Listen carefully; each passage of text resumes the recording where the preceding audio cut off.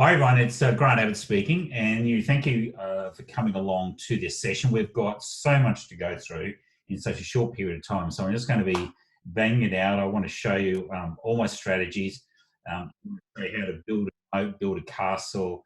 I want to give you some tools there for a lot of protection for your clients, and make sure that essentially that you're really going to be on top of the game.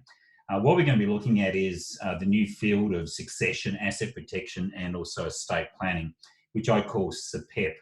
So anyone who's an advisor in that, I call them a SAPEPer. So essentially that's almost like salt and pepper. We're going way back to the 80s or 90s. So, but the issue there is over the next 20 or so years, particularly if we have a look at this COVID, everything's at the front of people's mind, is that there's going to be a $7 trillion, that's right, a $7 trillion handover of investments such as shares, properties, resi, commercial, farm properties, and also superannuation are going to be passed over the next 20 years from one generation to another. Now that itself is going to create a huge amount of conflict. If every one of those cases of the transfer were challenged under the family provisions claims, which are extremely liberal claims which enable any eligible person, including obviously a spouse, a de facto, a former spouse, a former de facto, children, adopted children, anyone who's being provided with financial assistance by yourself or your client, also includes grandchildren, any person who feels as though they've been left out of the will or not properly or adequately looked after in the will, they can challenge the estate. And with generally cases, because they go to the Supreme Court, generally cases costing at least 10% to potentially 90% of the estate, depending on the size of the estate, you could be up for at least, worst case scenario, $700 billion in legal fees. So if you're on the other side, if you're the legal side, obviously it's a great position to be in, which I always find funny because you'll find lawyers will draft up wills, and then they'll put all superannuation into a will, and then what will happen is then there's a family provisions claim, and then everyone starts to attack that will and make claims on it, so that the will is almost null and void. I want to show you how to start protecting assets like that in an easy way. Now, I said there's going to be 7 strategies today, but of course there's going to be a lot more, so we've just got to go through a lot of stuff. Okay, here's a good question. At this present point in time, is family or toilet paper one of the most important things in your life right now? Now, it would have been funny. Remember back at COVID, I think toilet paper was one of the most important things for many people, but probably the dramatic change that's been imposed on us, and I think it's been a great one because we're all desperate to get out, get back to restaurants, have wines. I love to come and catch up with you, Tim, and have a nice glass of red and a nice steak, just to see how we are going. And it's really brought into, I suppose, consequence of focus that we're not an island, that we really, our relationships really determine our lives. And particularly the more closer the relationships are, the more valuable our lives. Again, it's not guaranteed, but essentially, it does make a huge difference from that perspective. And that also goes with our clients as well. So if we have a look at SAPEP, essentially it's about looking after family. And I want to talk about the 5 reasons why I believe accountants and financial planners are better than lawyers when it comes to SAPEP. Now, some of them may well be, some of the lawyers may be good at estate planning, but they don't focus in on discretionary trust. They don't look in at the nuances and the abilities of what can go inside a self-managed super fund. It's just not front and center for them. They're focused more on assets that are sitting in the names of the clients. So there's nothing wrong. It's just the way it is. Now, from our business, we're in that looking after the family advice business. Now, we might have that client that comes along, is single, has no relationship, no partner, no children, and amassed a large amount of wealth. Then in that instance, again, that family unit they're looking at is very small. It's fairly easy to advise. And in fact, the hardest thing is where does the money go on their death? The reverse side is usually the other one, is that We don't have clients in isolation. They have families, they have children, their children have children, they have brothers, they have sisters. And all blended through that is the pastiche of different styles and consequences and, different ways of people looking at things. And more importantly, you're going to have a black sheep, you're going to have the child in rehab, the one who's married or in a de facto relationship with someone who's, not the best. Then you've got the spendthrift. Then you've got the person who's absolutely hopeless at business. And at the end of the day, we work on it. I can give you a real life case study that I got involved with about 4 years ago. And look, I'll just put it to you and you can basically give me what your thoughts are. Effectively had an accountant who came to me, and they had a client with a self-managed superannuation fund. So really no stretched imagination there. The client had died and effectively left no BDBN, left really no directions. For that part, probably about 80-90% of BDBNs don't work anyway, as we'll see later. Anyway, they effectively left no BDBN. The client had, his wife had dementia and passed away some time ago. The client had 2 daughters. Importantly, each of those daughters had children, and the grandfather had been looking after the children by paying school fees.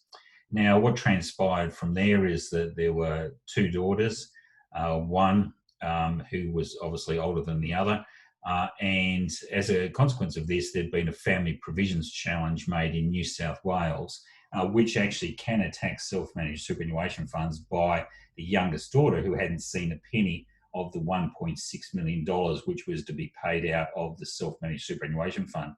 Now, this was the interesting one. I came in at the back end.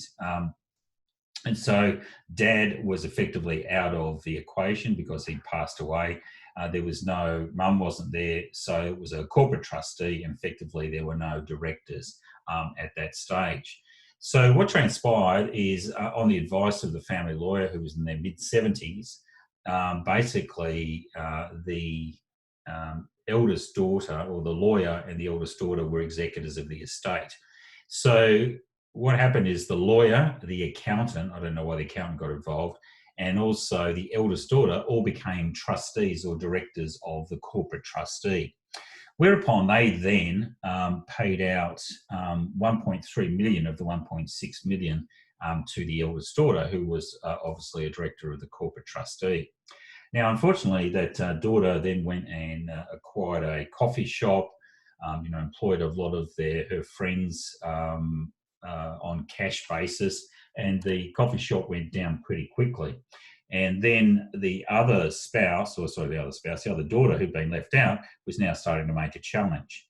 Now, interestingly, both daughters, I'm not sure if I mentioned this, both daughters were ex-heroin addicts.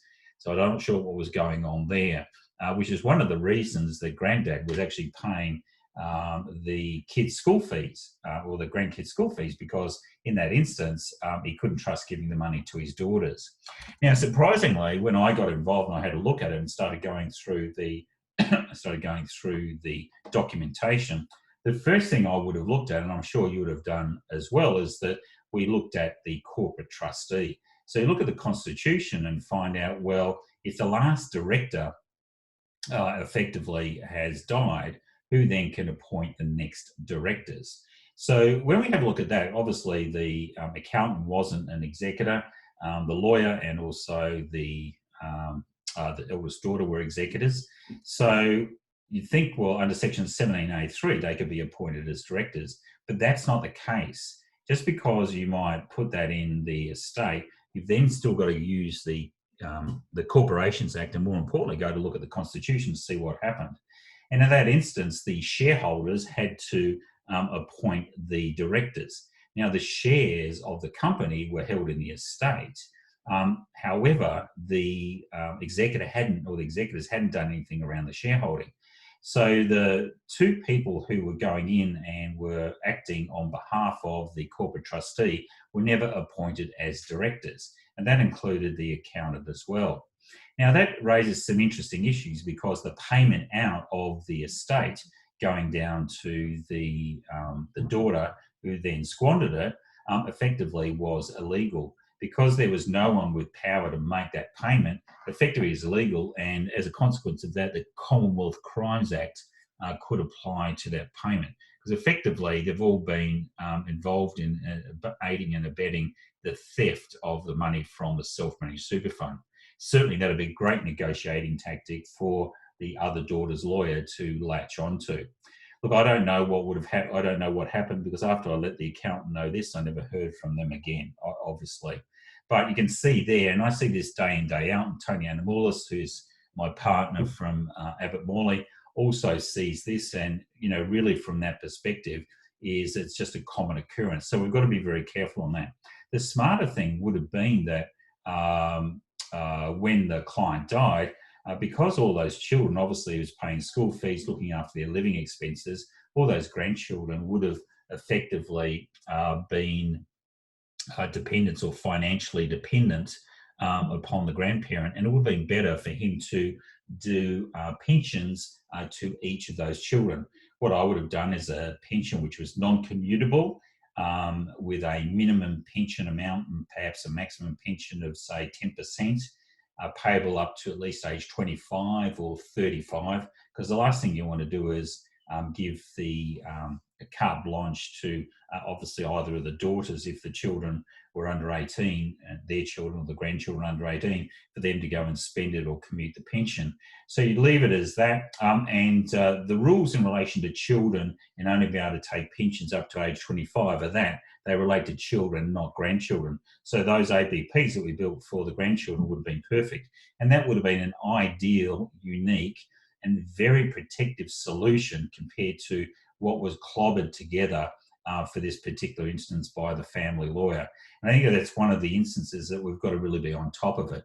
Again, it's that family advice business. We need to know, what's under the skirt of that, under that family. It may well be that there are kids in rehab or kids who've got alcohol problems. Or, for example, I'm the classic case that, I have been married before, so I'd be an absolute nightmare for a family provisions claim, because each and every one of my ex-wives, and even ex-spouses where I have lived with people maybe 30 or 40 years ago, can each make a claim on my estate.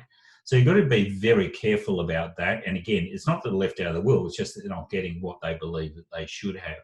So when we start looking after this family, we need to know as much as we can about the family. We also need to know about the structures as well. What are they using? Are they using a family trust? Are they using, for example, I'm going to show you a little bit later, we may change the discretionary trust to a family protection trust. Are they using an SMSF death benefits trust, which is a testamentary trust that comes out of the superannuation fund, doesn't go through the estate? And you might say, well, why would I do that? Well, the reason we do that is because then it's not necessarily caught up in a family provisions claim, with the exception, of course, under New South Wales, potentially the notional estate, and when we had a look at Kelly's case. All of the stuff that I'm discussing, you can easily access on the Lightyear Docs website under our strategy centre. You'll see webinars and videos. I've done extensive training on wills and testamentary trusts, just a basic wills, EPOAs, and obviously a whole lot of estate planning as well. But at the end of the day, it's all about family, and we're there to basically protect, secure them, and also enable them to grow as best as possible. And if a client wants to leave someone out of the will, let them leave it out of the will. But just know that effectively there will be a challenge. So what we have to do is mitigate, minimise, and effectively eliminate the estate as best as possible. And that's what today is all about. Being a good SAPEPer, you've got all the tools in your hands. So here again, I don't think I need to show you, there's that nasty red line. Once I cross that, that's when I'm in that family provisions challenge. So effectively, we've got all our wills there. We've got our SMSFs, you've got discretionary trusts, and also bucket companies. Bucket companies by themselves are quite dangerous beasts if they end up over in the estate, particularly if there's Div 7A issues. So we probably need to clean out our bucket companies, and I'll go through that using the Protector a little bit later on. Now, for me, the 5 reasons accountants and planners are the best succession, asset protection, and estate planning advisors. As I said, I gave you a case there of an absolute disaster of a family lawyer who made a complete muck-up in terms of setting in place self-managed super fund strategies on the death of a member. But look, many of you have seen this time and time again. They do love to transfer all the superannuation into the estate and then build wills and testamentary trusts. It's a good, if we have a look at it, it's a great,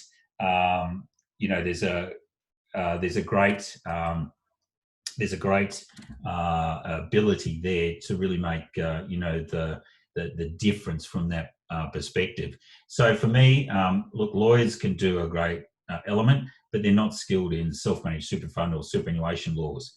As many great lawyers and professors will tell you, it's a whole world unto itself. So what we're going to look is, the reason one is that accountants do know their clients' estates, their client structures. They know bucket companies, they know what a moat is, so on and so forth. So they've got a really good understanding of all the various structures there. And look, if I said, look, what I'm going to do is we've got a discretionary trust. We're going to upgrade that to a family protection trust. And what we'll do is we'll overlay the rules.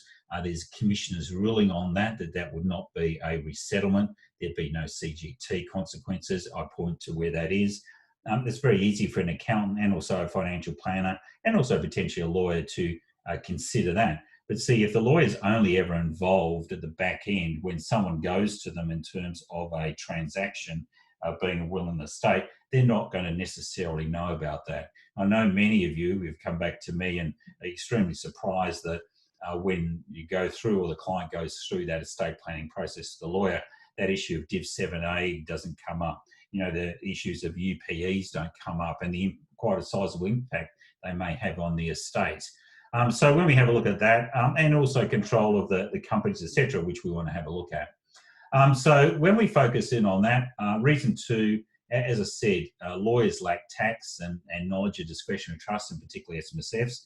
They do have a good basic knowledge of potentially 102AG, how that obviously the penalty provisions for minors don't apply, but they don't necessarily know all that detail there. Tax is not one of their fortes. In fact, it was quite interesting just recently, in fact, not recently, a few years ago, there was a claim against a Melbourne law firm in the fact that they had been conducting a real estate business.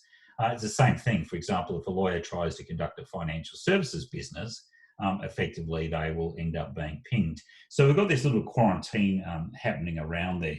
And if we go down and have a look at traditionally, what's gone on is that accountants and financial planners refer clients off to lawyers. Lawyers will then go and do the estate planning. They'll charge a fee, and then effectively it goes back to the planner. That's probably not going to happen so much now if we have a look at effectively the way forward in terms of COVID, where people don't necessarily want to go to lawyers' offices, not lawyers, but anyone's offices for that matter.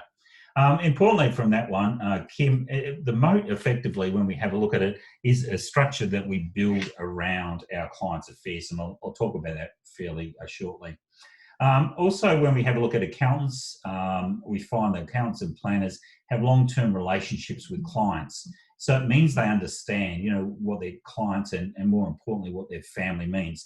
They know the black sheep. They know who's the spendthrift. They know where there's a concern or if they're in a bad relationship. And that's been built up over time, whereas opposed to the transactional nature that a lawyer has from that perspective. And again, I'm not besmirching. Lawyers are great estate planning lawyers, but again, it's only one part of a SAPEP.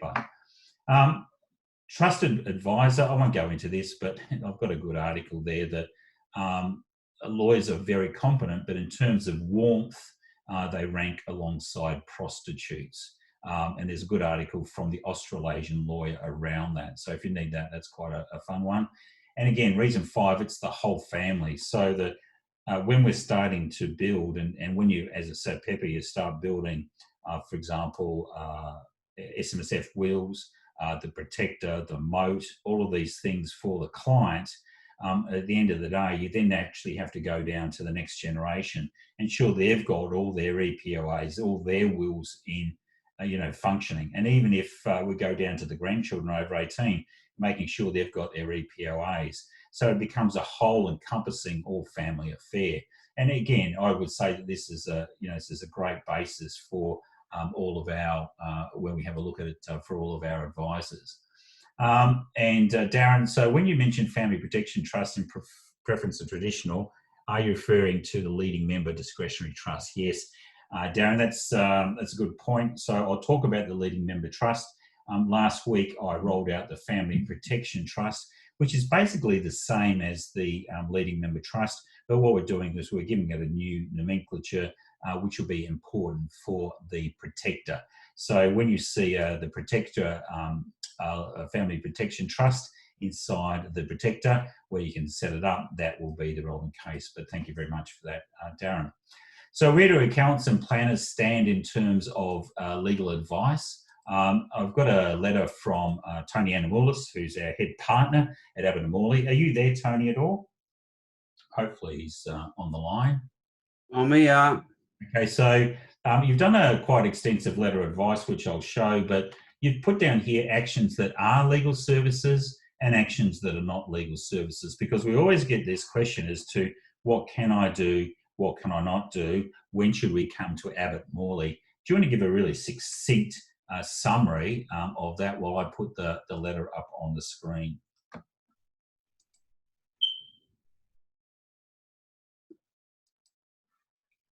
You there, Tony? It looks as though he might have dropped off. Again, what we'll do is we'll send you out this letter of advice coming out, which goes through the exclusion from provision of legal advice for documents. I know there's a lot of companies out there, for example, Law Central. They've got a whole range of really great documents. Again, we have a look, there's a whole lot around there.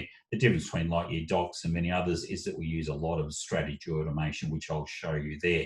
But this is pretty stock standard. Look, for years, I know there was a lot of lawyers would say that online documents aren't effective, but we now see that DBA lawyers and all that, the ones who used to champion you couldn't do it, now will offer these online documents. And it really comes down to this particular element here as to where do you stand? Now, obviously, there's a range of cases on this. In fact, there's a couple of cases over in Western Australia where there was an individual who was actually drafting wills from scratch, not using a precedent where you're simply filling in the inserted parties' names. So if you're drawing and drafting documents of a legal nature, giving legal advice or appearing in court using the name of barrister, solicitor or lawyer, then in that instance, you're basically providing legal services. So you've got to be very careful of the Legal Professions Act. And that's why I never use the term that I'm a lawyer. I did do law. I've done a Master's of Law. And likewise, in our office, we've got Ashley, who's done a Master's of Law and doing a PhD. So she'll have a doctorate of law. But essentially, from her perspective, she's not a practicing lawyer, so she cannot use the name lawyer. Of course, she can use a specialist consultant. You'll see in the letter of advice it's provided by Tony. And again, if you'd like to get a copy of that, contact our officer or Sophia. And you'll see that if you're just doing clerical administrative tasks, such as inserting parties' names in the document, selling of legal documents, advising, particularly the planners and also the tax agents, if you're looking at the tax side of things there, you don't need to be a lawyer to provide tax advice because you're allowed under those Commonwealth laws, the Corporations Act for financial planners, and obviously the Income Tax Act and the Tax Practitioners Act. I'm not sure what that is. I'm sure some of you probably know that a little bit better than me. So you'll see as we go through our process, a lot of the letters that we've provided for you. And I know also that Tim with his Tax Plan Plus and his great system there, again, a lot of the stuff is around data capture. So that if you provide that data capture out to the client, you take that data capture and then you complete the relevant form, then you are A-OK. So here's what a moat is. So what we've got there is you can see right in the middle, our family's castle. We've got people coming around seeking to attack it, the invading forces, so to speak, such as, for example, the regulators. Alternatively, anyone seeking to make a challenge on your, not only just your estate, but your family's wealth. What we want to do is put in enough barriers and control mechanisms to effectively put a moat around our client. And likewise, the best place to start, I can tell you, is, for example, us. We're all highly exposed as professionals, as we can see. Now, let's talk about strategies. You've heard me before over the couple of decades that everything is about strategies. If you pin yourself on, for example, your investments go up and down. If you pin yourself on other things, you'll find that things change. For example, we're very, very lucky in our business operations that, with this COVID-19, that our businesses are well and truly, really taking full advantage of those opportunities. Again, it all happens to be by way of strategies, which is really, it's really important from our perspective, is that strategies are what's between our ears, the way we take a case study of client circumstances, go through in our own little computer minds all the various strategies that are available to them, and from a family perspective, open it up and start to build it. That's what's available. So, for example, here's just a few what I talk about gift strategies. Again, you'll get a recording of today's session, plus all my slides and solutions to the case study that we'll be looking at later on. That'll be available for you later this afternoon. So obviously we've got the government's $10,000 cash withdrawal. Personally, I can't see why anyone would not take, anyone under age 40 would not take advantage of taking that money out of their superannuation fund. I know we talk about retirement purposes, but look, the maximum is going to be $20,000, and that can make a huge difference because we do not know what's going to happen on the other side of this. You can already see there's a lot of leases around our area that's basically shut down. So there's going to be a lot of unemployment when we go out. And when you see Morrison coming out talking about JobKeeper, etc., and everyone going back into working from home, there are some huge structural changes. Now, we could rest on our laurels, but it's better to have the cash in hand because this is a once in a lifetime. Unless you're doing, for those of you who are using our system, we've got related party loans of shares or property inside the fund where you can access that superannuation. You don't have that carte blanche. So once September comes around, it's all over. So you're not going to be able to touch it until retirement unless you put some of these other strategies in place. Temporary incapacity. So if someone's sick, effectively you can access your super by way of a temporary incapacity income stream. And what that's used, you can't, obviously, any non-concessionary, you can't take money out from that, or any SGC, but if you've salary sacrificed, you use that to pay a temporary incapacity stream. And that could just simply be you're off work for a couple of weeks with the flu. From the date you're off work, provided you're not able to go to work, then effectively you'll be able to access that money. Perfect for COVID if we get round to that second wave that they will promise us about. Financial hardship. There's a whole range of stuff there. If you've been on Job Seeker, then for a 26-week period, then effectively you can start to access your superannuation benefits of up to an additional $10,000. So that's on top of that $10,000. TRIS, I did a whole session on that this morning, where you start up a TRIS, particularly now it's an accumulation. You might start up a TRIS with $100,000, you pull down 10%, close that out.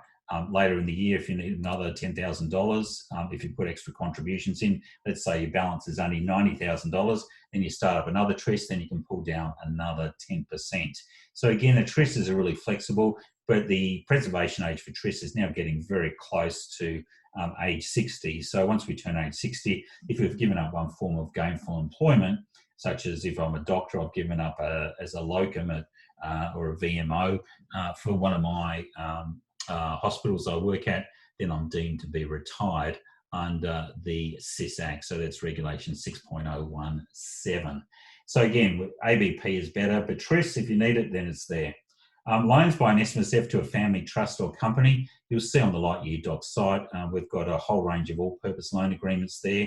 We've also got specialist Smsf loans, which embedded in them a whole lot of superannuation law, making sure that there's, before you go through the loan, there's no breaches, so on and so forth.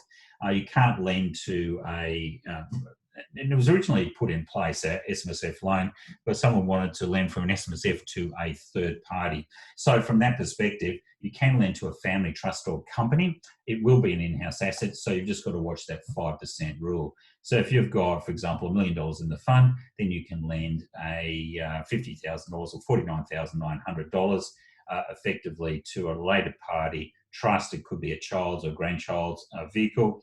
And then again, you're just going to make sure you pay market value rates and interest and do a mortgage deed. Now, again, our strategy automation builds both of those together for you. Also, investment by an SMSF into company business structure. So you can invest into your business. The only problem is if you're an individual, there may well be Section 66. But again, if it's an in-house asset, we've got a specific exclusion there under Section 66(2)(a). So it's still, that's not a bad little thing. We just got to watch that if our vowels go above, then we have to put in place plans around divesting that excess amount. But again, that's a Section 84, 82 and 83 issue a little bit later on.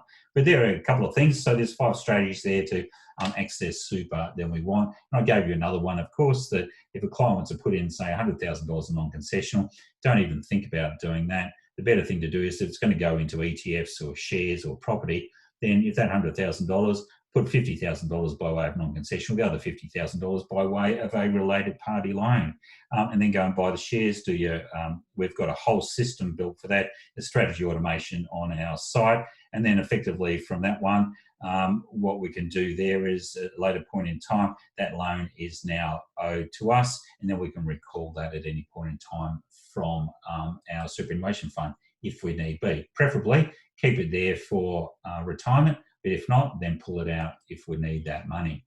Okay, so let's have a look at a SAPEP case study and start to build into strategies for the next hour. So we're going to start to go pretty quickly from here.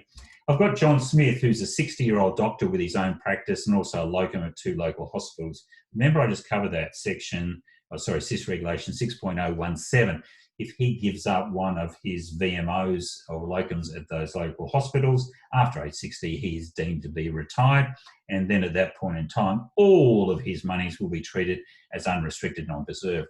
But of course, if he then goes and makes further contributions into the fund, that will be treated as preserved monies. And as a consequence of that, he'll have to meet another condition of release. But, at age 60, absolutely important, put the hand up, get in there and make sure that effectively we have a condition of release, which would then enable us to set up a pension so that future growth from that time is going to be covered after the TPB wall, rather than if we stay in our accumulation, wait to age 65, then all the growth from age 60 to 65 is going to be tested for TPB. So as soon as it turns age 60, bang, give them a bottle of champagne, get them off working somewhere, stop working, and then they'll be treated as retired. It just gives you so much more flexibility, and then you don't have to do that old tris cha-cha that I was talking about before, setting one up, bringing it back, setting one up, bringing it back to get that 10%. What we want to do is access as much as we can. Now, John wants to retire in the next 3 years to go adventure travelling. That scares the bejesus out of me, because that means you want to make sure he's got a good EPOA and will. I know my brother comes off, he's a great mountain biker out at Manly Dam, and he comes off all the time, shows me his broken back, his broken fingers. You really need to make sure when you go that adventure traveling, you've got everything in a line. From that one, he's got his wife, Sally, who's a 48-year-old charity worker, and it's his second wife.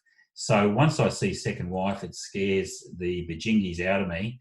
And essentially what we're going to do from there is that as soon as that scares me, I know somewhere in the line there is a separate, or there's another wife, or ex-wife, I should say, that's potentially going to make a family provisions challenge, and we don't know about the children of those, whether they're estranged or not. So let's go down the track. So John and Sally are okay. John and Sally have 3 investment properties worth a total of 2.2 with $300,000 in debt. So their net equity out of that deal is $1.9 million. They've got an SMSF with $1.4 million in his lump sum account and $1 million in Sally's account, with John and Sally as trustees. First thing I from my perspective, I'd upgrade them obviously to a corporate trustee.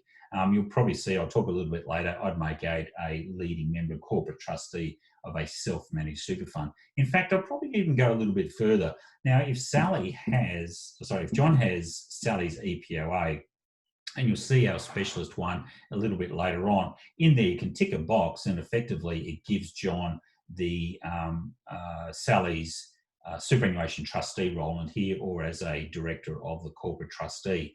So John and Sally are members, but we can have John as the only director or the only trustee of the fund. Now, ordinarily in our mindset, we've been told for such a long time that all members must be trustees, all members must be directors. But we forget about the exceptions. The exceptions to the rule, provided we have in place mechanisms for that, the exceptions to the rule are where my legal personal representative, either executor or on death, or alternatively, the person who holds my enduring power of attorney, they can effectively act as what happens is they can act as my trustee or director, as a replacement trustee or director. But you don't need to, because John's already a trustee or a director, but it means that Sally doesn't need to be a director or a corporate trustee. So that rule in section 17A1 is excluded for Sally. So it's not a better way for some of you to start thinking around these family funds. Start to give options. Not everyone has to be a director. Now, Sally, if she's a charity worker, probably doesn't want to have anything to do with the rigours and the vicissitudes and the financial impact of being a director. You may as well keep her out of the equation so that John is the sole director, or what we call the leading member. And I'll go through a couple of other ones on that because it's really important from estate planning in this instance.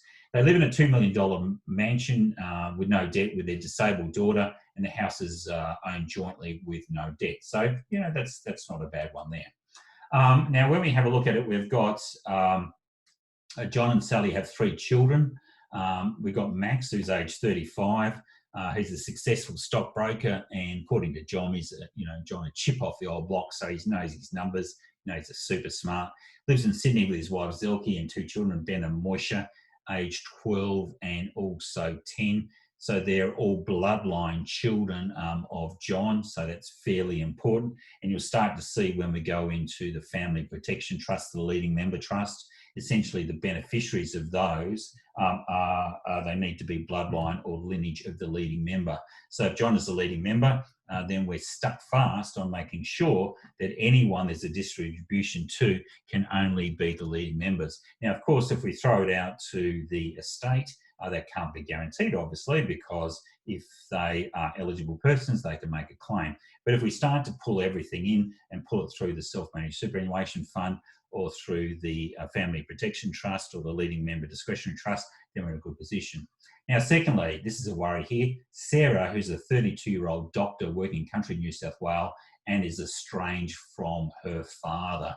So again, she's very close to her mother, her biological mother, who is since a very bitter divorce with John, and is still estranged from John, and certainly doesn't talk to them that much, but definitely would be a part and parcel to any family provisions challenges we're going to see a little bit later on. We've also got Jodie, who's 21. Remember, she's the disabled daughter who's living at home, and she is only 21, but they're John and Sally's only child. Now, John completed his will with his family solicitor in 2010, giving all of his estate to his former wife and a B2BN, directing the trustee of the fund to transfer all his superannuation to his estate. And the executor of the estate is ex-wife. So obviously with a divorce, so depending on the state, but that will be a significant issue. So we've got a lot of stuff going on. I have covered this in some solutions which are at the end of the PowerPoint slides. We're not going to be able to go through them, but I will show you what I will do by going straight to the documentation and taking it from there. Now, strategy 1, it's about control to build a moat.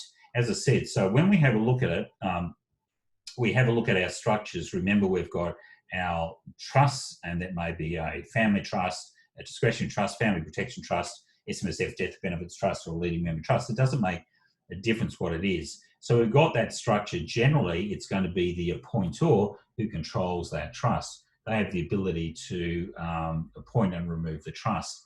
The danger is if there's only one person who's the appointor, they die, they become incapacitated, then you've got to go into your discretionary trust rules and see who then has the power to appoint the new trustee, which may well be the remaining trustee, which doesn't seem to me to make sense, particularly if there's a death, because if we haven't done the right thing, the shares embedded within that corporate trustee will find their way down into the estate if you haven't done the right thing. And as a consequence of that, if there's a family provisions challenge, then any really nasty litigator acting on behalf of one of the eligible persons will lock that estate up, which then also means that they can effectively go in and change the directors on that corporate trustee if they feel the ability to do so, or effectively lock it up. Same thing will happen with a self-managed super fund.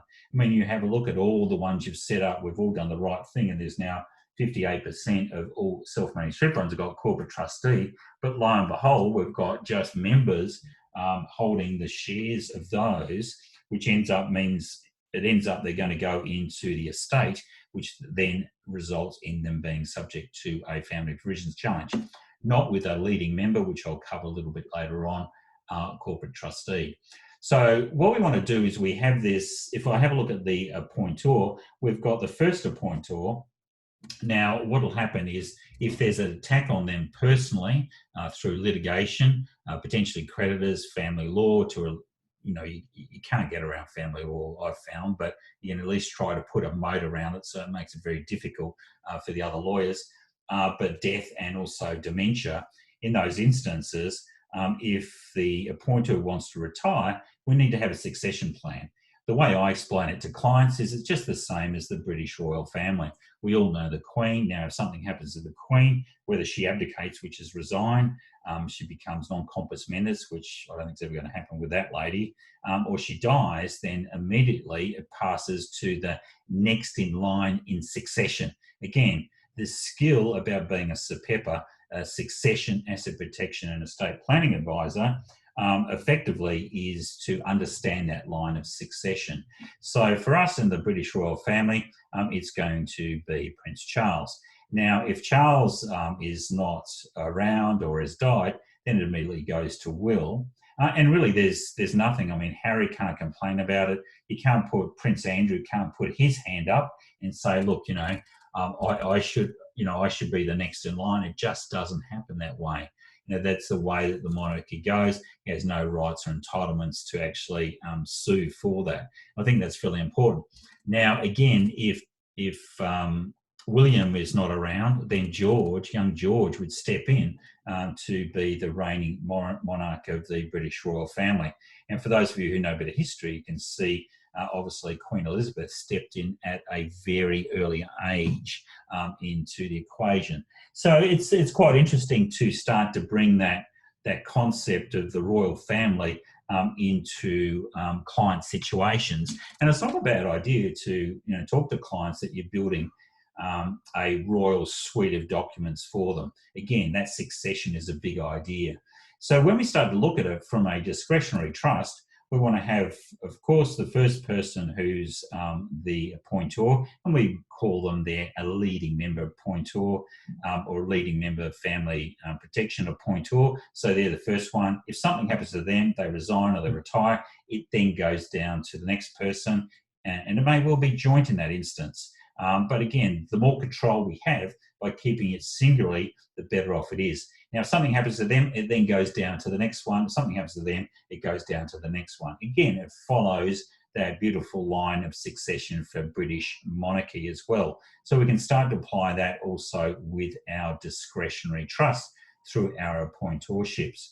Now, another part of that point of call is that when you're using that trust, we need to also build succession in there. Remember, I talked about the trustee company ending up in the estate, and the whole thing actually ends up in a great big balls up or a fight or stagnates for years, which I have seen.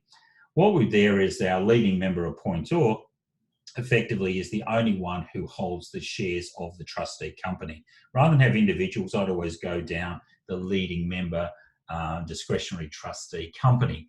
Now, they hold the only shares on their death or their resignation or their bankruptcy or whatever.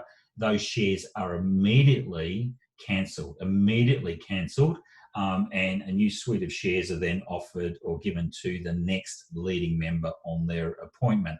It's exactly the same way if we have a look again at the British royal family, and I've pulled a lot of my information from there, is that all of the property that is owned by the Queen, as soon as she dies, it passes directly over to Charles in a line of succession. And we want to do that with the shares of the trustee company so that that control is not lost, it's embedded. And can you see there that for most of you, because you put the shares owned by the individual, and there's none of this tie breaking or this suspension or the cancellation and then the transfer of the shares, we've actually haven't built a moat. We're now opening up the litigators or the family provision litigators to start eking into our family trust. Whereas by putting this around, having that succession, having that corporate trustee now puts a moat around that discretionary trust.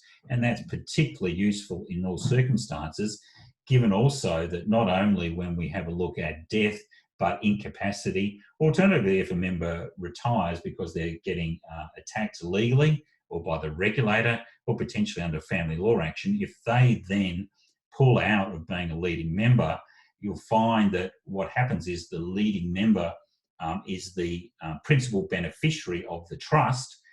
Their spouse isn't included as part of that unless you go ahead and make her a designated beneficiary. And then obviously their children, their grandchildren that are of their bloodline are also beneficiaries there. So not only does it take the leading member who's under attack out of appointorship, it takes them out of trusteeship and also takes them away from being a beneficiary. Now, again, that helps in terms of bankruptcy, etc. Whether it works for family law, who knows? Who knows with family law? It's just one of those issues. So one of the things you'll see as I go down, I've talked about that succession, but we can do the same thing in terms of an SMSF and also enduring powers of attorney and also executorship. Logically, it seems to me that if we know our appointor, so we know our leading member appointor, we know who's second, we know who's third, we know who's fourth, then shouldn't that also be the executor? So that the leading member, the new leading member, or the one upon the death of the existing, becomes the executor, and we have the same chain of succession.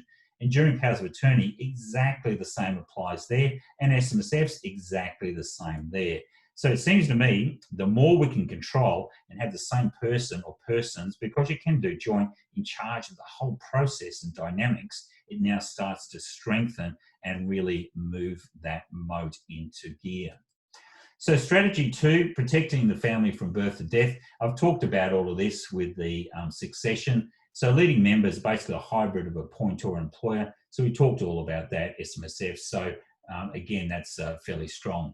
The leading member SMSF is a little bit different, and it's a fairly new concept, but I basically picked it up from the old employer superannuation funds that I effectively dealt with. In those ones, used to have employee and employer representatives. And essentially, they were the ones who control the whole gamut of that superannuation fund. The other members really had no choice or say in the matter. And of course, they could go to the Super Complaints Tribunal, but it was on a very limited matter. So what we can do is the same thing. We can put in place a leading member of a self-managed super fund. Now, we can have 4 members, and hopefully we're going to have Jane Hume, which will be bringing back the rules in relation to 6-member self-managed super funds, so we can really start to get those family funds working. Now, in the same instance, we can have, for example, just John as being the only member of that fund. In fact, if it makes sense, if I just take us back here and have a look at membership, it may well be that John and Sally are both members of the fund. But remember, I said that John effectively has Sally's EPOA. So that means Sally doesn't have to be a director or a trustee of the fund. She just doesn't have to do it at all because he's got her EPOA. Now, Max has got a bit of a good, it's a chip off the block. So Max is probably worthwhile bringing in as a member. Obviously, he's got quite a bit of superannuation, and effectively, it's pretty good in the stock trading. So he's probably a good person to bring into the family SMSF. Now, I wouldn't bring in Zelke The 2 children, maybe if we go to 6-member fund, Ben and Moisha, probably not a bad idea bringing them in, but not Zelky, because the last thing we want to happen is if Max and Zelky separate, that Zelky's family lawyer comes in and starts to really attack that. What we've got there, of course, Sarah's no way in the world is she going to get anywhere near that self-managed super fund, but Jody definitely have her as a member of that superannuation fund. And again, if we can start to build up Jody's benefits, either by way of a non-concessional contributions, in any other way, shape, manner, or form, large concessional contributions, for instance, what we can do there is start up Jody in a disability pension if she's able to get those 2 really qualified medical practitioners. So that's the 4 members that I have. I think that'll be a really good start. But obviously, Jody is not going to be a director or alternatively a trustee. So again, John, as a legal personal representative, he will then actually act as director and trustee. So that will be fun. And so then they will go directors. And Jody effectively out of that whole process there as well. So again, the beautiful thing about the leading member in a self-managed superannuation fund, the leading member controls all the investment strategy, the decision. They have the power to hire and fire the trustee. They also have the power to appoint and remove also the members of the self-managed superannuation fund. If you have a look at that, sorry if my feedback is bad, I'll try and keep it in again. Hopefully it's not my, it's probably NBN, but suffice to say, I'll just move my microphone a little bit closer and apologise. NBN is absolutely hopeless, but it is being recorded, so you'll get access to this at a later stage if it is too late. What will happen there, though, is that the leading member also is appointed as chairman of the corporate trustee and also has the power to veto any decisions. So they've got some really good strength around that control. Much the same, and again, if your leading member appointer is also the leading member of the SMSF, you've got those two structures working simultaneously, perfectly together. So let's go through a little bit of asset protection. So we've had a look at the SMSF. We've had a look at our succession. We'll come back to that very shortly as well. The protector I love. I've done a lot of sessions with Tim on that. I'll send you through with these links what I think is probably one of the best explanations around it from Tim. Obviously, for all of us as professionals, we're right in that firing line. You know, we've got an issue that we can be attacked at the drop of the hat. We saw Cameron Barron versus McGoldrick and Gartner's case for the poor old auditors. Auditors are just going to get smashed everywhere. Anyone who's dealing with superannuation, for example, if I took you back, remember that case we talked about the potential operation of the Commonwealth Crimes Act to the accountant and the lawyer, and also the individual from Dad who died, and they all appointed themselves as director of the corporate trustee, which they didn't actually, but they paid that amount of money out. You would be able to sue them under section 55(3) via 54C and recover that $1.3 million plus loss or damages. The authority for that is Irving and Dunstan, which is a case on exactly the same sort of point way back in the 1990s. So again, we're opening ourselves up. You can see if I go back to our little moat there, we need to have that moat because many of us don't have any water. We've just got a castle and it hasn't even got high barricades. It's almost like a flat-lying bungalow, a flat bungalow that we've got there for the clients. So what we want to do there is build what we call the protector, and the protector effectively is a gift and loan back strategy that's proved very popular. It's been around maybe for 20 years. There's a couple of cases. There's a really good case on it in Queensland, the Taya's case. Again, what we do is a gift. We don't have the cash. We use promissory notes. Then it's loaned back, and then we have mortgage documents around that. And so really good, strong for any professionals, directors, freelance workers. It's probably one of my go-tos.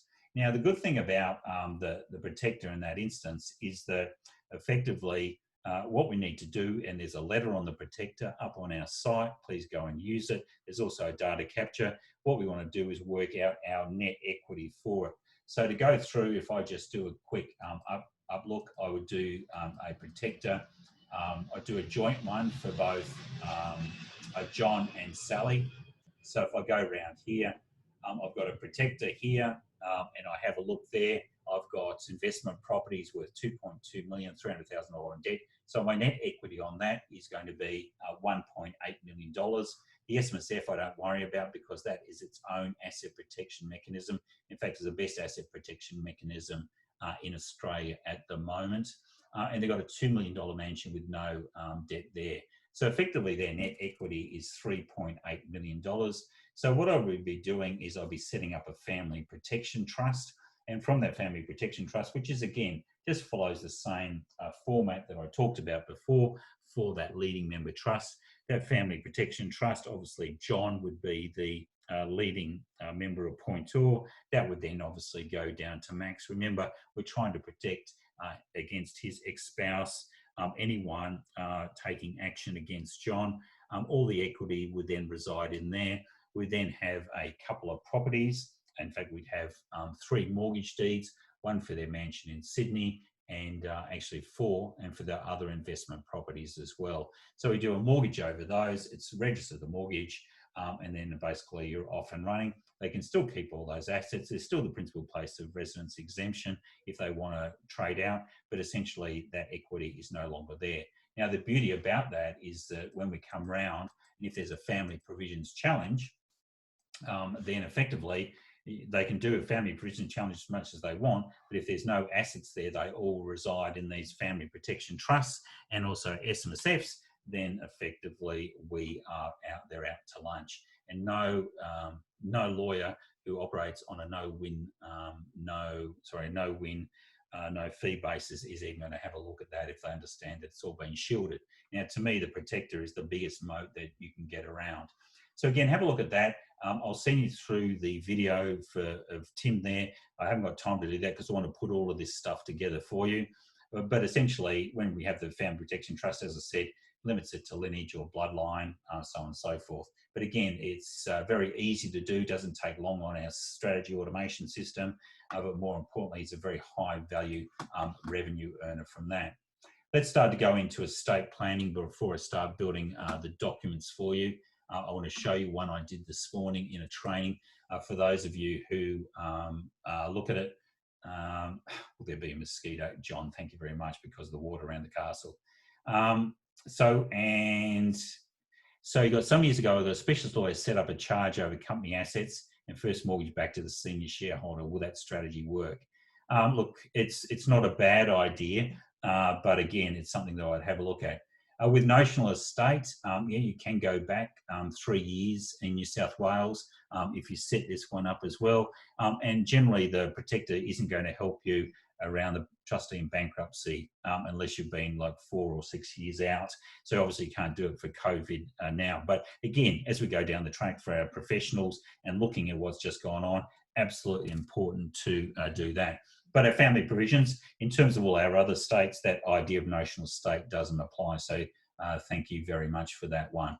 Now, an SMSF will versus a B2BN, I'm going to show you the difference, but effectively a B2BN is pretty boring actually. What it does is usually it's just a percentage. You don't look through specific assets. Quite often it doesn't go down through a multitude of, that succession if this person's not alive. Certainly don't cover death benefits trusts. Importantly, from my perspective, is that we have an appointment. Generally, you'll see when we go around to looking at our SMSF will, there's appointment of yourself as the advisor to the SMSF estate. Now, it's absolutely crucial that you don't necessarily want to be an executor, not like the accountant or lawyer, because quite often there's a there's a conflict of interest in paying yourself fees on the death or as being as executor. But you can act as an advisor to the estate. And I've seen instances where lawyers have charged on a couple of $1 million estate, $45,000 as being to administer an estate.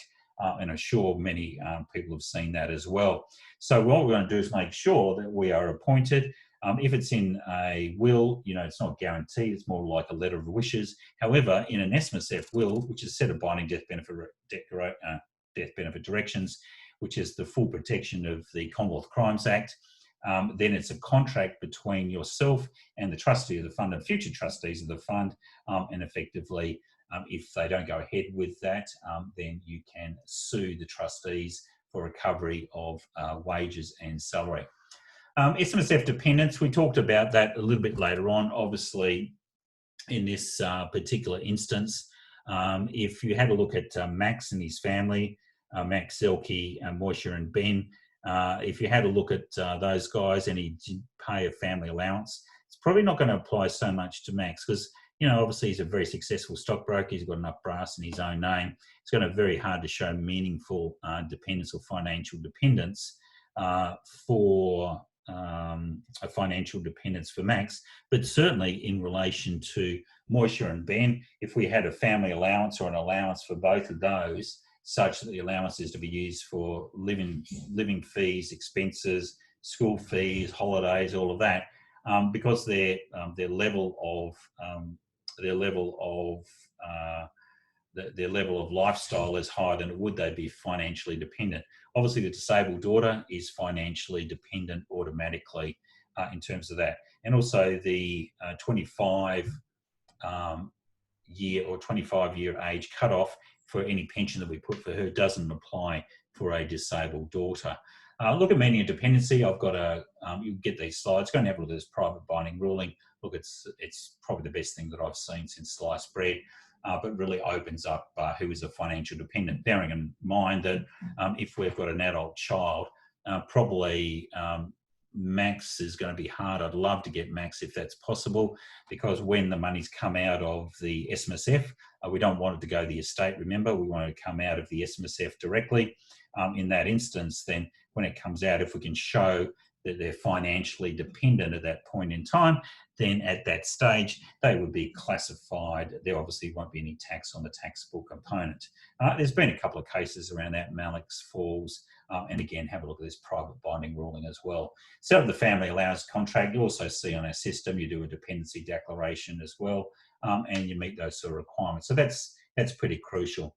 SMSF Death Benefits Trust, when we have a look at it there, again, I don't want to, the traditional way for many lawyers is we put it all over to the estate, and then from that estate, essentially what we do is we put it into perhaps a superannuation proceeds trust.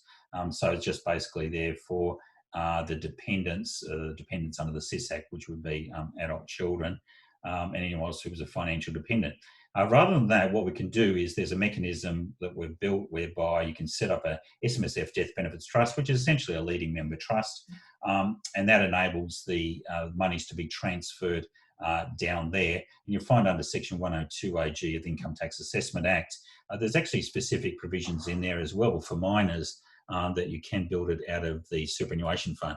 And really, at the end of the day, it's not much difference from passing money into the estate or the money directly into a death benefits trust. So that's quite useful. Again, if you have a look at my family protections trust webinar last week, I did on that, but I will be doing more on the SMSF Death Benefits Trust coming up in the next couple of weeks. But again, we have our, if it goes for an adult child and all their bloodline, again, they would be made the leading member appointor, and then we go through that succession, but now it's the next generation of succession. Again, the key about being a SAPEP is understanding that succession, because the tighter the succession, the better you work around it, the stronger the moat there is there for them. Okay, super smart enduring powers of attorney. As I said before, typically when we have a look at enduring power of attorney, it's just simply look after the health and also the financial affairs of the individual. But a good power of attorney will have superannuation and also looking after directors of corporate trustees want to have a look at. So we want to have super smart enduring powers of attorney. Also, we want to make sure that we have the ability to have that discretionary trust control. That's absolutely crucial. With your EPOAs, go and have a look at SMSFR 2010/2, which really is probably the best breakdown on why members don't need to be trustees or directors of corporate trustee. So for those who want a deep dive, you'll find these slides will provide you with some really great back stuff. Wills and testamentary trusts, I want to show you through there. Again, we want to get that succession so that we've got our executor and next level of executors and executors after that. We should also be equating to the next appointors, the next leading member in our SMSFs, and obviously once we become executors, EPOAs drop off from them. So I'm going to take you through that. Life tenant trust you'll find in our testamentary trust provisions. And then we've got principal, secondary and tertiary beneficiaries. Now, when you're doing a lot of this stuff, you can either, there's 3 different approaches there. You can use our system, and again, you're basically filling in the documents there. They've all been signed off by Abbott Mourly there, so you don't necessarily need to get sign off from us.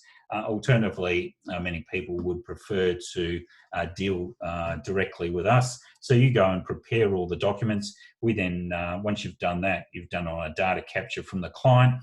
Then we have our first half-hour meeting. So it's either Tony or myself.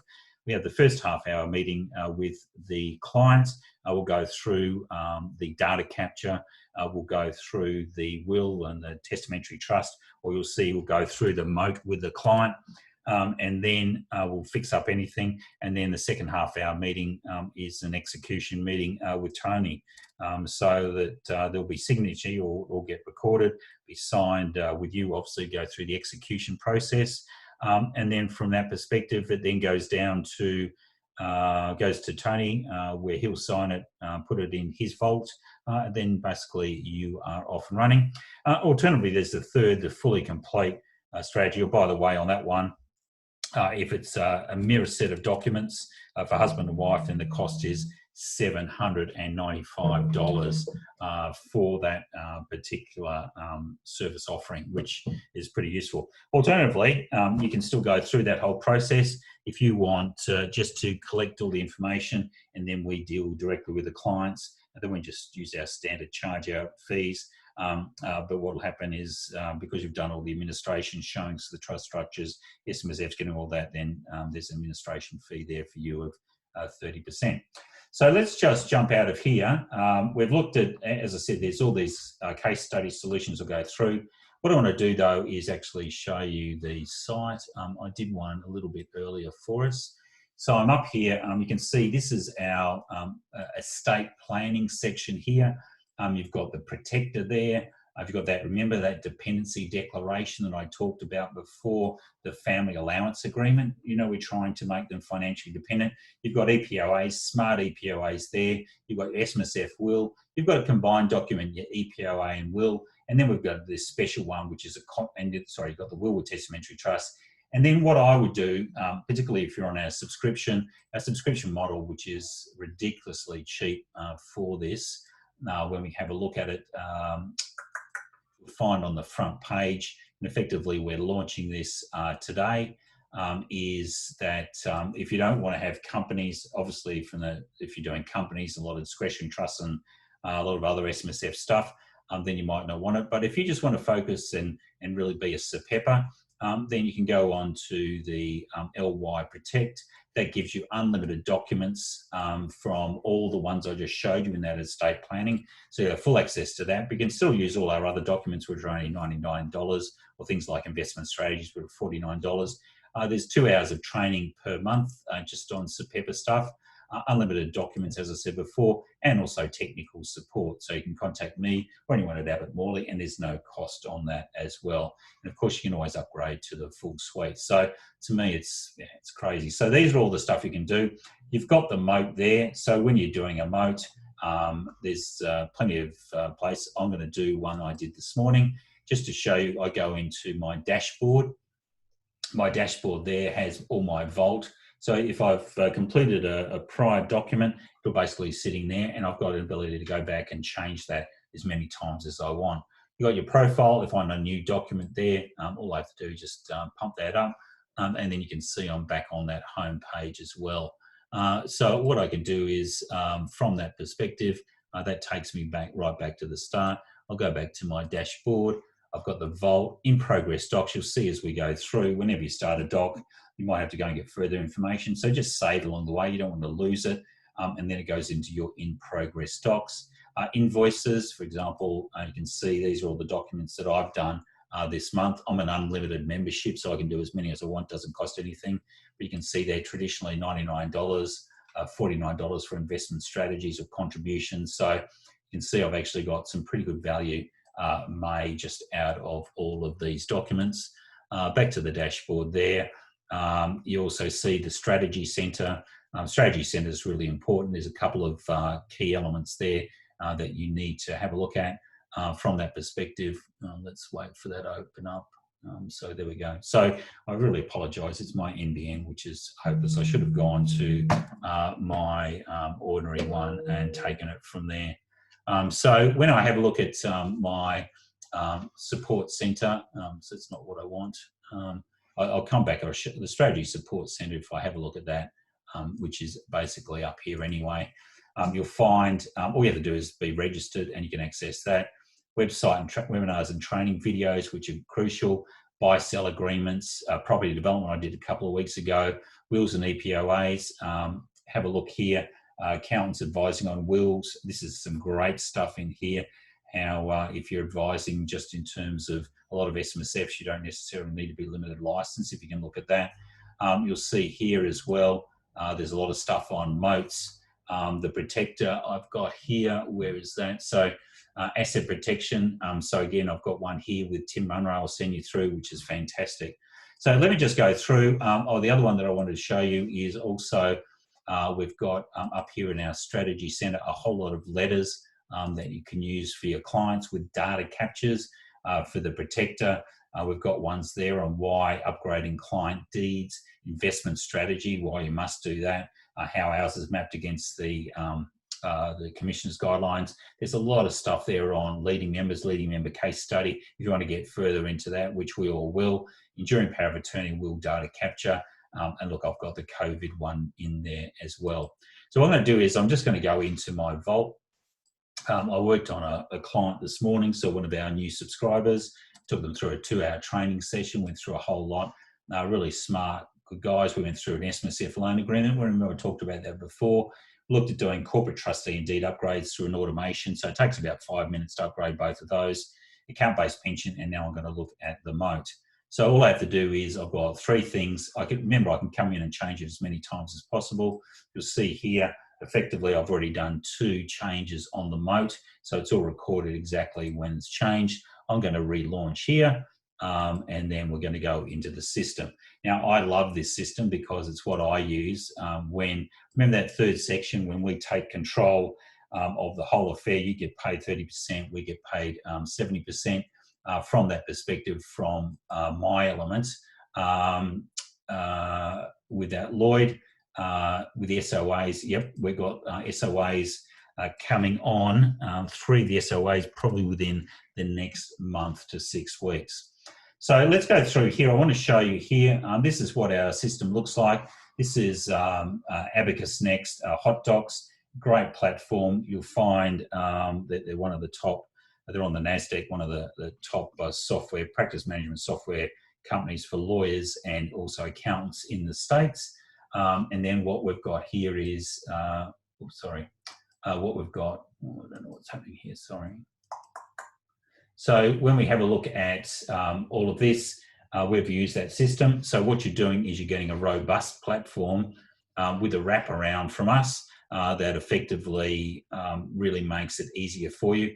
It's not the best looking, but it's hardcore, and at the end of the day, it gives the best documents. So when you do your document setup, here I just put in here, this is the Smith notes.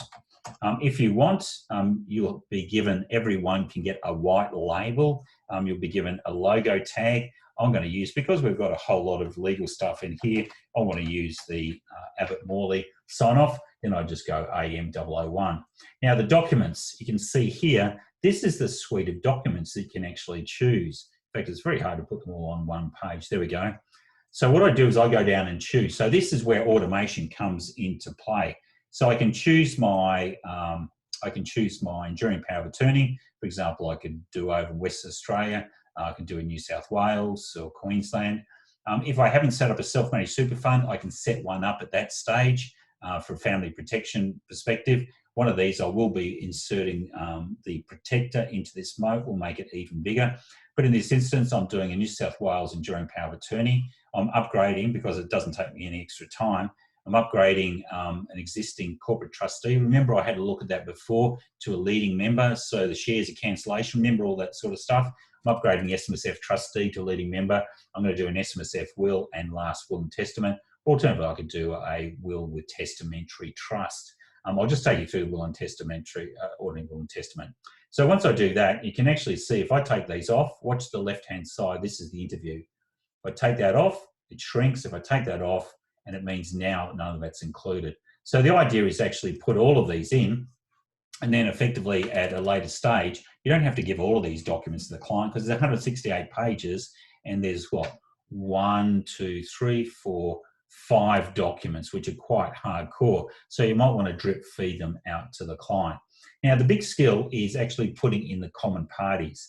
So I've got John there, who's a dad. Remember, I've got Sally, I've got Max, Brian, which I think is actually Ben. So I've got Ben Smith there, who's living with his dad. I've got Sarah. Remember, she's the estranged daughter out at Dubbo, probably not going to do anything. Jody, remember, Jody is the daughter who's living at home. We've got Jeff Jones, who's basically a mate who's going to come in and be the executor. I've got Smith Nominees, which is the corporate trustee of the self-managed superannuation fund. And I've also got Fred, the accountant, which is where you'd put your details in. Now, of course, you can build the common parties as much as you want, but once you've got the common parties, it's very easy. So I'm going to go to the enduring power of attorney. I've got the principal here. I've just put in John Smith. Alternatively, I could put in Sally Smith. You're going to find for the people who on our LYProtect or our higher subscriptions or licenses, you will be able to do mirrors of this for the spouse as well, as just that I've turned it off. So we've got the principal here. The attorney I've chosen here, you can see on the left-hand side, I've chosen Sally and also Max Smith. So they're like our leading members. If I wanted to, I could delete Sally and just make Max. So it depends. If you want to delete Sally, all you do is see up on the right-hand side. Always good to save answers on the way through. You can do a document preview, but all I have to do is delete that repetition, bang.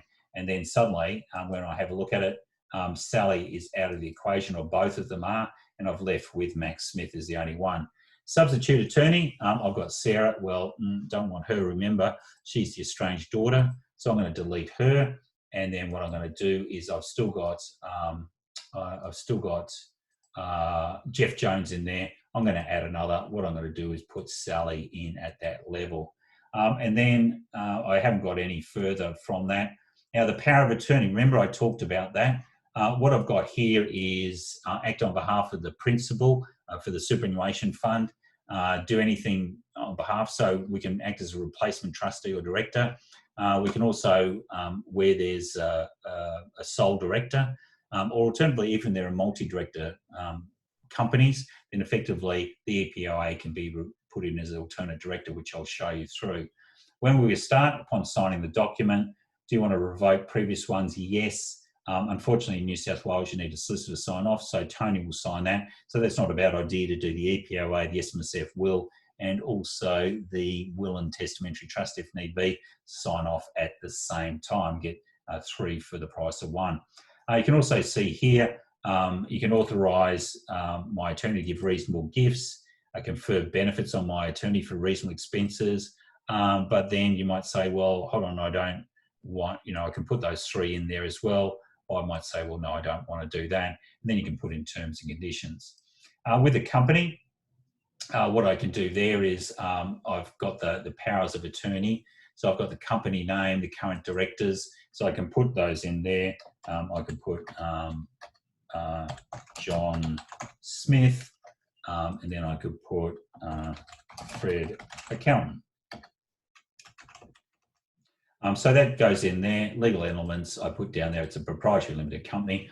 So I've got that in there as well. I could add another, Okay, so I can go in there, probably want to then just delete that repetition and then delete the next repetition. So I had in there 3 companies, but here I've just got effectively Smith Nominees, which is a trustee company. If I've got, for example, another trustee company for the discretionary trust, if I've got one, absolutely, I'll put that one in there. So now I've got the Smith family superannuation fund. I'm doing an upgrade. Pretty easy. All I do is put the trustee details in. Remember, I've already put that in, so I just put down select the party. And then effectively what I do is I go through, do the constitution upgrade. I go through that process, upgrade the company. We need to put in place, so I'm very, very slow at the moment, so bloody NBN is a bit of a shocker for us at the moment. So if I then go through, so let me go through, it's just having a change. Sorry, we made a bit of a change this morning. And what's happened is I wanted to upgrade it, but I should have started again with you, but just would have taken way too long for that one. So we've got here special purpose company, Smith nominees, which I've pulled down there, legal element, PTY Limited. It's probably why it hasn't gone through. I've gone PTY Limited. Oh, there you go. You can see, oops. So Smith nominees, PTY Limited. I'll just see if it might be up here. Okay, so it's got PTY Limited anyway. So let's go down. We'll see what happens for us. We've got the leading member there being John Smith. And then if we wanted to, we can put the next leading member in if we want. So second leading member. I'm going to put, remember, I put Max Smith, just all happens there. Do I want a third leading member? No, I won't worry about that. Upgrading of the fund. We're going to upgrade it tomorrow, tomorrow. When it was originally set up and it's been varied before. Rule 41 allows me to upgrade it, but I don't need a principal or founder, etc., to carry through. Then I get to the SMSF will. So far I've done my enduring powers of attorney. I've upgraded the corporate trustee, and I've also upgraded the deed as well. So I then go down the SMSF wills for John Smith, nomination directions. So this is where it gets a little bit different from a B2BN. Do you want to revoke earlier nominations? That's all B2BNs and anything before. Yes. Do you want reversionary pensions to take precedence? I would always say yes, but I know some lawyers say you should not, but it doesn't make sense to me. Do you want the member to want to appoint the executor as a replacement trustee? I'll go yes. Do you want to include death benefit payments? Yes. And this is, remember, the professional being the contractual, yes, and a catch-all. So death benefit payments here, I can choose the beneficiaries. Here I'm bypassing Sally, because what I've done here is, I haven't shown you, but remember when John was retired, we've actually put him into the, we've put him in as a pension, obviously, because he retired. We've put 50% in a pension. So anything that's left in his accumulation interest, I've given to Max 50% of my superannuation interest, but that if it's dead, it's go to obviously the bloodline of John Smith. So that would be Ben and Moisha. And if they're not alive, it goes to the deceased estate. That's John for the bloodline or lineage only. Sarah, well, we're going to boot Sarah. And then what we'll do is we'll just make it Jodie Smith, 50% of my superannuation interest as a pension. And then if not, then it goes to Max if she's not alive. Nominated professional, you see there is Fred Accountant. And then we have the meeting. So I just choose John Smith and then John. Now then we go down to the last will and testament. So again, I put there the testator is John Smith. Fred Accountants is the firm that's actually going to do that estate planning or the administration of the estate planning. The executives, I've got Sally and Max. Again, probably, you know, I'll leave that. That doesn't hurt to have both of those there as well. Successor executor, Sarah and also Jeff Jones. Might actually change that to Fred Accountant, both of those. But remember, they won't pull in place unless Sally and Max are not around. Now, what we do there is there a second successor, third successor? No, there's none of those. We then go down to binding votes, and then you'll start to see from that one there. We then go next on, and sorry, obviously I've missed something. One more questions for the special purpose company dialogue must be completed. So let me just go down. So I've missed this one here. Let me go an individual. Now let me try. See, it doesn't let you go further. Okay, I've got a legal element. So I don't know why it's not letting me do that. So there must be a bug in that. It's obviously, I've just transferred that through. So apologies for that one.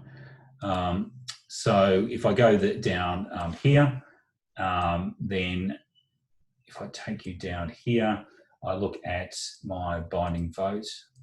Sorry, I'm getting a bit stuck here because of that one. Let me just go through, take that out. I'll remove that, delete the repetition. I'll go back in the trustee company, see what happens there. Maybe that'll take me in. No, it doesn't. So there's obviously a bit of a bug. So that was my fault because I got him to do some work on it this morning. So again, technology. So what I'm going to do is delete this repetition. And then what I'll do is I'll put in my own company for that. No doubt someone's got some ideas there. So I'll just put it in a new one. So thanks for that, Mick. So I'll just put in Smith nominees. And I'll put in my number and we'll see there. So I'll put in proprietary limited. So that fits in there. 5 Smith Street, Sydney, South Wales, 2000. Company directors, remember we've got 2+. We've got 4 members in the fund, but the 2+ I confirm, and that's going to be John Smith, and then we've got Max Smith. Remember, Sally and Jody are also part of that. I'm sorry, I'm just going to run about 10 minutes over time, but I do want to show you the documents, which are really important. So we've done that. Now let's see, special purpose company. So we've done that one. Looks as though it's going to really stuff me up on that one. So what I'm going to do, I'm going to go back here to documents and I'm going to take that constitution upgrade out. So that should let me out. We'll see there. No, it's going to create a problem. So let me just go through. So sorry about this. I'll take the documents and I'll take the upgrade as well. Okay, so that take me out. So again, apologies for that. That was my fault this morning. You should never get someone to work on something without testing it. Anyway, so we go down here. So I've done specific gifts. Who pays the estate? So the gift, I've got personal effects. Now, if you tick yes, then it means they're equally shared amongst all beneficiaries. It's up to the executor. I've got Max Smith, who's going to get my investment property at Coolum. You'll find that if you did wills and testamentary trust, then you can actually have an election for it to be placed in a testamentary trust where you go through terms and conditions. Ben Smith is going to get my vintage comic collections, which are all the DC comics, etc. And then principal beneficiary is Sally Smith. She's get 100% of my estate. She's not around because she's 100%, just gets paid to the secondary beneficiary. Secondary beneficiary is Max. He gets 50%. If it's not alive, then it goes to the estate to be put into a trust for both Ben and Moisha. Sarah Smith, she's get 50%. She's estranged daughter. What we might do is we might just change that because I did that differently. We'll change that to Jody Smith there. And tertiary, then effectively, why don't we make that Sarah? Although so she's estranged, but we'll put that in there. Child guardianship, we can put that in there, but obviously it's not relevant to our client there. But no, that's there. Important one though, pet guardianship, goldfish old Jonesy is going to be left to Max. And then funeral wishes. So with the funeral wishes to be created with my ashes spread at Royal Sydney on the 18th hole. So I've done all that. And again, look, apologies for those 2 ones, but that was my fault. Now what's happening is all those documents are being prepared. I'll only be about another 5 minutes. I'm just going to take you through quickly. Obviously, I've taken off a couple of those documents anyway. So it's going to be the EPOA, it's going to be the Smsf will, and then it's going to be the last will and testamentary trust, which isn't too bad. Now, of course, I could have always gone back in. So, and that's all showed up. So we've got the MOTE, the Comprehensive Estate Planning Package there. And it says there the EPOA, Smsf will. Previously, it would have had, obviously, the Constitution upgrade and also the Smsf. Now, there's the enduring power of attorney. We've also got there, you'll see all the T's and C's. Remember, we revoked our previous ones, can act lawfully on both personal and financial, but acting as a replacement trustee or director, or acting as an alternate director where you happen to be a director of a corporate trustee. Then we've got our substitute attorneys. We've also got down here the signing. Tony Anamoulis will sign off here. It's unfortunately just a requirement in New South Wales, nowhere else. And then we get all our attorneys to sign off as well. That then takes us into our SMSF will. Oh, sorry, it doesn't. It actually goes to the resolution. Remember, we did Smith nominees. In that instance, then we've got our relevant directors. What happens is they are all appointed in the event, or Max Smith is appointed as the alternate director. So we've got the Smith nominees basically sitting in there because we have Fred and John as both directors. You've got your SMSF will there. So we go through a bit of a product disclosure statement, which isn't necessarily required, but it's not a bad thing anyway to put in for the client. You'll see there is a application by John Smith to accept an SMSF will going to the trustee. You've got all the trustees' details there. Revoking reversion pensions to take precedence, appointment of replacement trustee and member. Now remember here we've got death benefits from the fund. Child, Max Smith, he gets 50% of my benefits. Now this benefit may be paid as an income stream if allowed under the super laws, transferred directly to the designated beneficiary or any trust company, person or any other entity the beneficiary directs, including the transfer to the deceased member's estate or alternatively into an SMSF death benefits trust. Now if he's not alive, then effectively to go to his children into a trust. If no one's alive, then it basically goes to the deceased estate for bloodline or lineage only. Now the daughter, Jodie, 50% of the super interest as a pension. So that's basically guaranteed, but the executor can change that if you want. Again, it's probably the best for family protection. You're in there as the nominated professional, so Fred's accountants, absolutely crucial. Remember, that's a contract. And then what effectively do, we go through signing a binding resolution. You can, obviously, I've left that open. So whenever you see this, it means I've left a field open in the document. Remember, I can go back and then I can relaunch it in any stage I want. Executed by the trustee and acknowledged by the member. And then we go to our last will and testament. And there we've got, this will's made by me on the date, but if they come in today, then you just, or tomorrow, you just go back and relaunch, put the date effectively in there. We've got the appointment of the executors going down. We've got there, because I couldn't remember, I had a bit of a problem going through that. I'd go in and the binding vote, who's actually going to get it? Is it Fred or Jeff Jones? I would say in that instance, probably Jeff Jones, because he's a new one. John Apolloni, how much do I charge for the if you're looking after the estate? Quite often the administration of the estate is a percentage, or you can just charge ordinary partner fees or legal fees, etc. If you're actually doing the will or the estate, you'll find up on our strategy centre is typical charge out rates for lawyers as to what to charge for that. Provision of advice, again, Fred accountants. So when you're charging John, you're actually doing it for both the SMSF estate and the ordinary estate to help in the administration. You've got your initial administration, calling in debts, taxes, contributions. Now, bearing in mind, if we've done a protector, then the trustee of the Family Protection Trust will call in that loan from the estate, and the executor will have to pay that. Remember, we did that. It was the 1.8 and 2.2, so it was $3.8 million protector. Now we go down there, because we chose it to be distributed to everyone, that was the personal effects, but effectively Max Smith gets the investment property in Coolum, and then effectively go down spouse Sally Smith to receive the benefits from remaining estate. If she's not a provider, then it basically goes down to the secondary beneficiaries, then goes to Max and Jodie.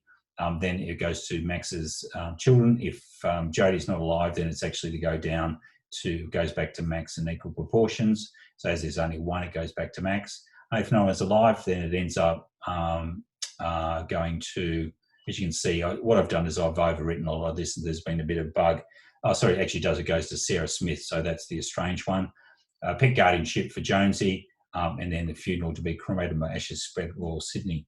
So then you got the general powers executor. You'll find the testamentary trust is a little bit bigger, and that's effectively that would be signed with witnesses, and that all could be done. All of those 3 documents could be done in a line with Tony from that perspective. Let me just go through and just do the final slide. I'll send you through all these case study solutions. Again, I just apologize for that little bit of muck up. That was my fault. I shouldn't have got our really great developer. Just shows you, I only gave him the change an hour before this session, and I didn't test it, but he inserted that, all those changes around alternate directors. So it just shows you how good our system is. As I said, the LYProtect, if you want $395 a month, or if you want to pay up front, it's $3,950. We'll be sending out some details on that. That includes training, specialists, CPD and support. If you want to contact my daughter, Sophia, so that's at Sophia at I Love SMSF, and she can take you through it. I'll be sending the size bonus and video later this afternoon. If you've got any technical or other issues, always contact Sophia because she's the one who gets through to me quickly. We're also, you may or may not be aware, I'll send it through to you, but we're doing a very small capital raising from that. This year, up to 30 June, we are an ESIC company. So any investment you make into the Lightyear Group, which includes I Love SMSF and Lightyear Docs, happy to share all our financials where we're at the moment. So very, very happy. We're doing really well at the moment. But the investment is, you get a 20% tax offset for the investment, which will apply as soon as you lodge your income tax return, no capital gains tax, and our valuation, which is very cheap, is only 10% of what Now Infinity was sold to class for. So sorry about those typos. You can see how quickly I was rushing. But if you want to invest, contact me or Sophia. Anyway, that's enough from me. Sorry it's super rushed. I've gone through so much stuff. Look, I could do this for a whole couple of days. And then covering SMSF into a testamentary trust outside the will. No, Cliff, I always put the SMSF into a testamentary trust through the SMSF, through a death benefits trust. Otherwise, we can transfer it over to a super proceeds trust. We haven't covered the wills with testamentary trusts and super proceeds trust for this one because we've used a protector to get rid of all of our assets. Anyway, thanks for that. It's Grant Abbott signing off.